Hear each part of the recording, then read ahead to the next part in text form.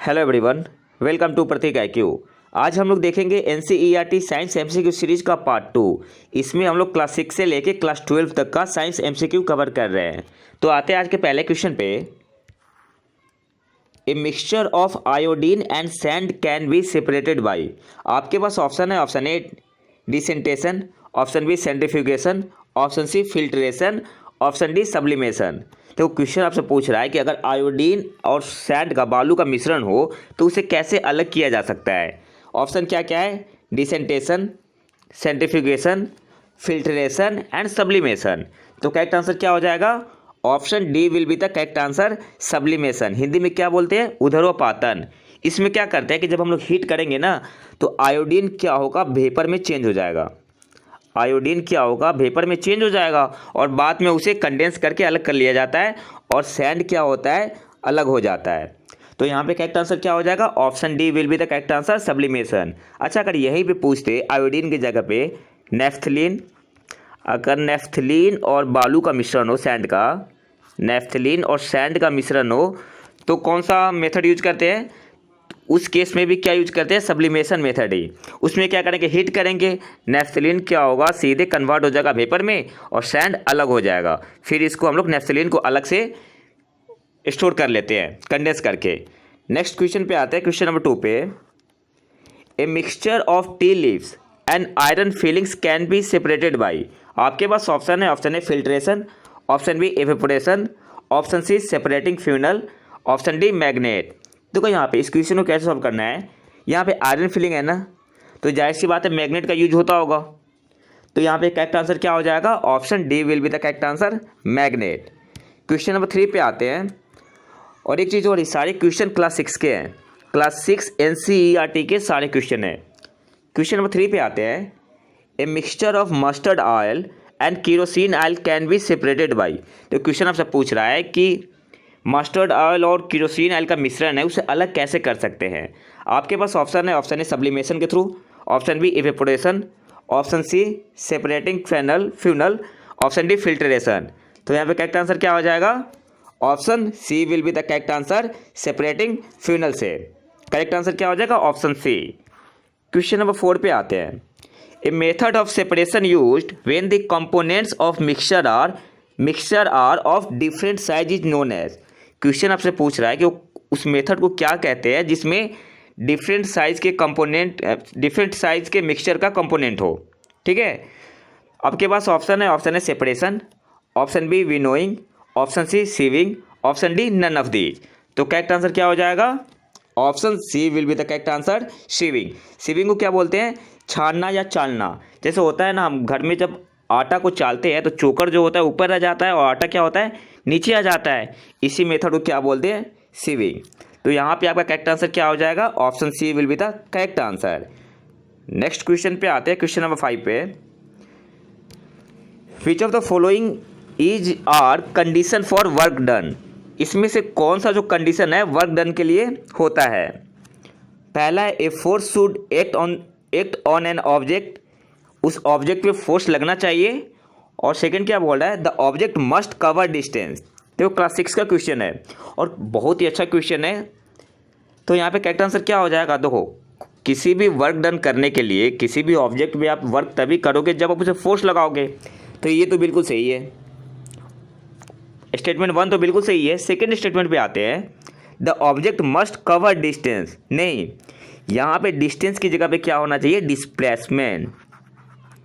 यहाँ पे डिस्टेंस की जगह पे क्या होना चाहिए? डिस्प्लेसमेंट। देखो वर्क डन क्या होता है? F.S force into displacement. Force भी होना चाहिए और डिस्प्लेसमेंट भी होना चाहिए। अब डिस्टेंस क्यों नहीं होगा? अब देखो, आप मान लो कोई पॉइंट ए यहाँ पे है, यहाँ पे कोई पॉइंट बी है। आप यहाँ से चले फिर वापस यहाँ पे आ गए, तो मैंने पिछले क्लास में बताया था कि डिस्प्लेसमेंट क्या हो गया? जीरो हो गया ना। डिस्प्लेसमेंट क्या होता है? Initial point two final point. आप चले वहीं से आ गए वहीं पे। अब आपसे पूछा जाए आपने कितना वर्क डन किया, तो डिस्प्लेसमेंट जीरो हो गया ना। तो वर्क डन क्या होता है? F.S होता है। तो डिस्प्लेसमेंट तो जीरो हो गया, तो क्या हो जाएगा? वर्क डन जीरो हो गया यहाँ पे। तो आपका जो स्टेटमेंट 1 है, a force should act on an object, ये तो बिल्कुल सही है, ऑब्जेक्ट पे फोर्स लगना चाहिए। सेकेंड स्टेटमेंट क्या था? The object must cover distance. तो स्टेटमेंट ऐसा होना चाहिए था, the object must cover displacement. तो यहाँ पे स्टेटमेंट 2 गलत हो गया, तो करेक्ट आंसर यहाँ पे क्या हो जाएगा, only 1, option A will be the correct answer. Question number 6 पे आते हैं। Which of the following is are correct for energy. Energy के लिए इसमें कौन सा स्टेटमेंट सही है? आपके पास ऑप्शन है, ऑप्शन स्टेटमेंट 1 है, the energy possessed by an object is measured in terms of its capacity of doing work. जाहिर सी बात है, किसी जिसकी जितनी वर्क करने की क्षमता होती है उसे क्या बोलते हैं, एनर्जी बोलते हैं। तो आपका स्टेटमेंट 1 बिल्कुल सही है, स्टेटमेंट 1 जो है बिल्कुल सही है। एनर्जी को किस में मेजर करते हैं, इन terms of its capacity of doing work, work करने की क्षमता को एनर्जी में मेजर करते हैं, ठीक है। तो स्टेटमेंट 1 आपका सही है। स्टेटमेंट 2 क्या बोल रहा है, it's SI unit is kilo joule. तो ये आपका स्टेटमेंट गलत हो गया। एसआई यूनिट क्या होता है, जूल होता है, ना कि किलो जूल होता है। तो यहाँ पे करेक्ट आंसर आपका क्या हो जाएगा, only 1 will be the correct answer, option A यहाँ पे आपका सही आंसर हो जाएगा। क्वेश्चन नंबर 7 पे आते हैं।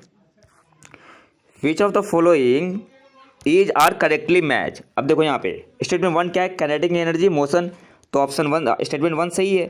काइनेटिक एनर्जी किसके साथ संबंध रखता है, मोशन के साथ रिलेशन है, बिल्कुल सही है, मोशन होगा तभी तो काइनेटिक एनर्जी होगा। पोटेंशियल एनर्जी ये किसके साथ संबंध रखता है, पोजीशन के साथ। इसका फॉर्मूला क्या होता है, पोटेंशियल एनर्जी का mgh, ठीक है, किसका फॉर्मूला होता है, पोटेंशियल एनर्जी का। तो स्टेटमेंट 2 भी आपका बिल्कुल सही है। स्टेटमेंट 3 पे आते हैं। Mechanical energy equal to kinetic energy plus heat energy. तो स्टेटमेंट 3 गलत है। मैकेनिकल एनर्जी क्या होता है, kinetic energy plus potential energy, ठीक है। मैकेनिकल एनर्जी क्या होता है, kinetic energy plus potential energy, ना कि हीट एनर्जी। तो यहाँ पे आपका स्टेटमेंट 3 गलत है। तो कौन सा सही है, स्टेटमेंट 1 एंड स्टेटमेंट 2 सही है। तो करेक्ट ऑप्शन क्या हो जाएगा, option A will be the correct answer, 1 and 2। Question number 8 पे आते हैं। क्वेश्चन नंबर 8 क्या बोल रहा है आपसे, which of the following is are correct for law of conservation of energy. जो law of conservation of energy है उसके लिए कौन सा स्टेटमेंट सही है। 2 स्टेटमेंट आपको दिए गए हैं यहाँ पे।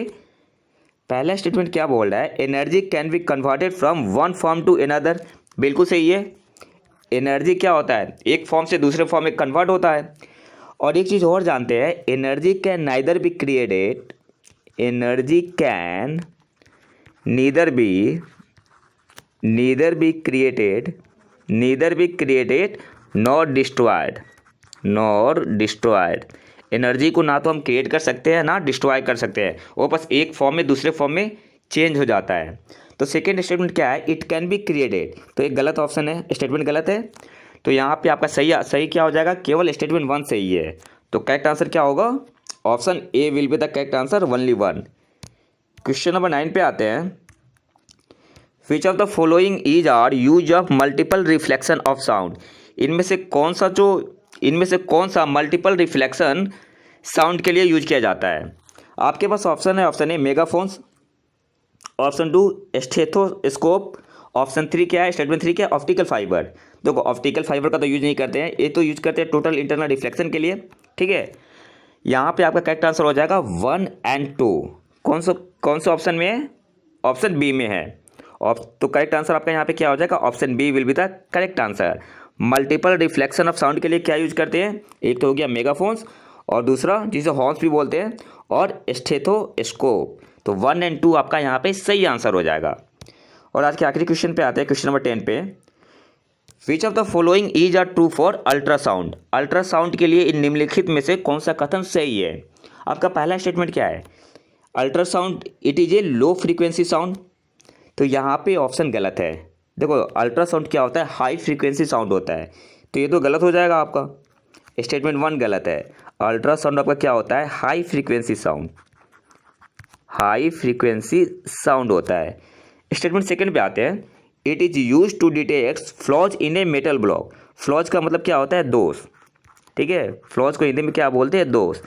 तो इसका यूज कहाँ किया जाता है, कोई मेटालिक ब्लॉक होता है ना, मेटल ब्लॉक, उसमें कहाँ डिफेक्ट आ रहा है उसे चेक करने के लिए अल्ट्रासाउंड का यूज करते हैं, बिल्कुल सही है। तो आपका स्टेटमेंट 2 सही है, अल्ट्रासाउंड का यूज करते हैं। स्टेटमेंट 3 क्या बोल रहा है, it is use to get image of internal organs. और स्टेटमेंट 3 भी सही है, हमारे शरीर के अंदर कुछ भी होता है तो अल्ट्रासाउंड डॉक्टर करवाते हैं ना। तो यहाँ पे स्टेटमेंट 3 भी सही है, तो करेक्ट आंसर यहाँ पे क्या हो जाएगा 2 and 3। Option C will be the correct answer. तो ये तो था हमारा पार्ट 2। अगर वीडियो पसंद है तो लाइक करें और चैनल को सब्सक्राइब जरूर कर लें। मिलते हैं नए वीडियो में नए टॉपिक के साथ, तब तक के लिए नमस्कार, जय हिंद।